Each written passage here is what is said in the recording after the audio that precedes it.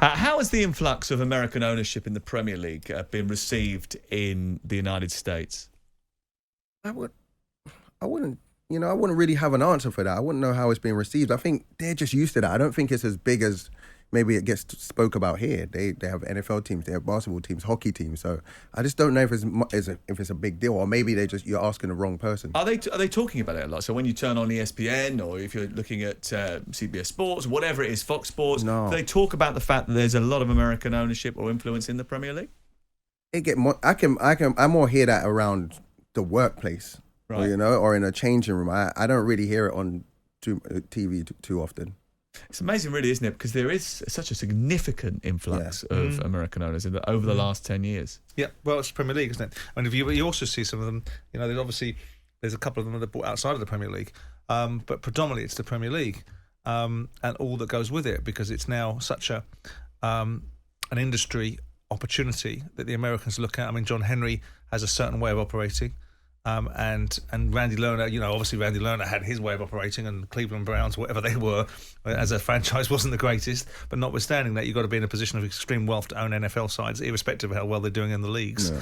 But it's an inevitability. We live in a globalised world. The only challenge is that, with the greatest respect to the Americans, their way of running their sport is different to the way that we run our sport, and I just don't think that there's any necessity for the Premier League, and I do think there should be better distributions, but I don't think there's any necessity to take any American influences into the English Premier League in terms of changing the way the game is played.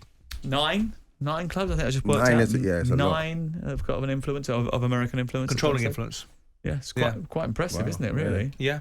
Well, there's a relatability. They've obviously, these people have got money. This is not philanthropic investments, is it? This is not people looking at it from the point of view of, I desperately want to invest in that football club because I really love the people in that town. It's because they see an opportunity. Yeah. So next week, we mentioned that Messi's going to make his debut. The All-Star game also taking place next week. Is that Wednesday night? Yeah, 19th. And who's in charge of the All-Star team? Wayne Rooney. Wayne Rooney. How's he getting on out there? Good. Wayne is class. You know what I love about the DC team at the moment? You see a bit of English about him. So I've been a rival of DC, playing for Red Bull. I've never really loved them and like to play against them. They're a tough team to play against. But you see a direct play, some grit, hard to beat, and I love that about Wayne Rooney's team. But he's doing really well here. And who's going to be the players to look out for in that All-Star game? Who are the ones that are turning the heads? Hani Mukhtar, Carlos Hill, Uwanga, Almada, Thiago Almada. There's so many good players to watch out for. I can't even think of the roster off my head. Look, I'm saying words like roster. I apologise, guys. But yeah, so many talented players to watch out for. But those were a few, yeah. And in terms of the Leagues Cup, which Messi's going to take part in, that's Friday, starts. This is a new competition, and the idea is to make it almost, it's not the Champions League, is it? Because there is a Champions League. No, it's more, it's an amalgamation of two leagues coming together to play in a big cup competition. Yeah, in a World Cup style kind of cup so American teams versus the Mexican teams, there's great rivalry between the two. It's the first year, so it'll be good to see how it goes, but I know there's big bonuses for the players, so that should, bring up the standard a bit, make sure the players, the teams are putting out full lineups and so on. Clubs that you've had affiliation with over here, Manchester City, for example, Southampton. Manchester City at one end of the scale, I suppose Southampton at the other. Yeah. With Manchester City, how much pride have you got watching their success from afar? Did you ever think a treble was possible when you were coming through in 2001? Listen, there's always going to be love, like, in my heart for Man City. That's the club I came through at. But let's not lie to ourselves. That's a completely different Man City. It's basically a different team. I know there's a lot of the same employees there, so that's a good thing. But yeah, seeing them win the treble it almost doesn't make sense. I'm in New Jersey and I'm seeing little kids walking around with Man City jerseys. I feel like, ripping it off of them. You can't support this team. It's Man City. But it's amazing to see, honestly. I never could envision them going this far. It's been an impressive, not only year, but the last decade or so. Same can't be said for Southampton, who have been lost to the Premier League. They go down to the Championship next season. What do you put it down to? I mean, I know it's a change of ownership, but was that naive recruitment? Naive recruitment, and timing of, like, selling and getting players in. Southampton went for a stage where kind of mid-table calibre where they can add to the team and try to push on at least for like Europe or something. And they just don't do that. They don't seem like they're getting great investment, and they're relegated. And how do they come back up? Ironically, Bradley, I was talking to Matt Letizia the other day, and Southampton spent the most money they'd spent in their history this season.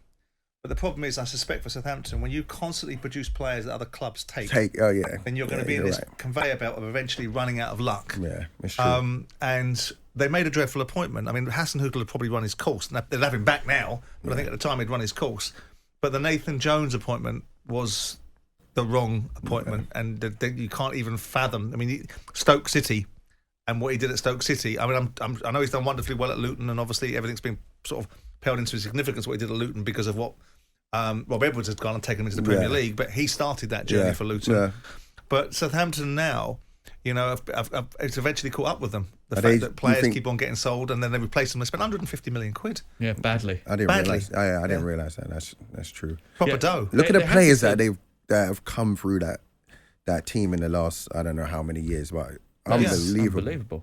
Absolutely. I mean, the academy. So many players. The academy. Lallana, Luke Shaw, Theo Walcott, Gareth Bale. Chamberlain, I remember it. I mean, there were two academies at the time, and there was our academy at Palace that was producing Wilf and producing Victor Moses and producing Wayne Routledge and producing John Bostock and kids that were coming through, rivaling Southampton's academy. The only difference was I never went down to the training ground like Rupert Lowe did with RL on my tracksuit top.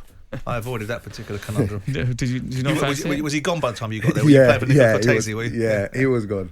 When I got there, it was I can't even George Burley, that era. Yeah. Well, so Cortese was in charge, was he, by then? Yeah, I think so, yeah. He was a scary character, wasn't he, Cortese?